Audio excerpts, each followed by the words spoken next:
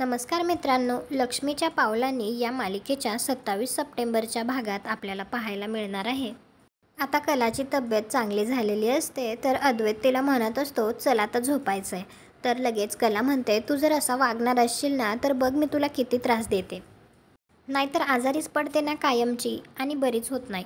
तर लगेच अद्वैत तिच्या तोंडावर हात धरतो, तिला पुढचं काही बोलूच देत नाही आणि तो तिला म्हणत असतो, तू आजारी होतीस तर मला वेड लागलं होतं.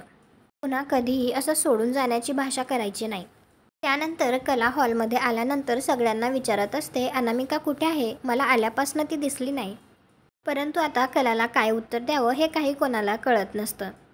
तर नैना लगेच रोहिणीच्या कानात म्हणते, घरातली मोठी सून आहे ती, तिला हे सगळं माहीत असायलाच हवं. आणि ती कलाजवळ येऊन तिला म्हणायला लागते, तुला माहीत नाही का तू आजारी असताना इथे काय काय घडलंय. हे ऐकून तर कलाला सुद्धा कळत नाही की आता नेमकं काय घडलं असेल आणि अनामिका कुठे गेली असेल. तुम्हाला काय वाटतं, आता नैना कलाला सगळं काही सांगेल का आणि हे सगळं ऐकल्यानंतर कलाला नक्कीच धक्का बसेल, यावर सोल्युशन म्हणून ती काय करेल कॉमेंट करून नक्की सांगा. अनामिकाला घरी परत आणण्यासाठी ती नक्कीच काहीतरी प्रयत्न करेल. तुम्हाला हा भाग कसा वाटला ते कॉमेंट करून नक्की सांगा. व्हिडिओला लाईक करा, आपल्या मराठी मालिका चॅनलला सबस्क्राईब करा. भेटू उद्याच्या भागात.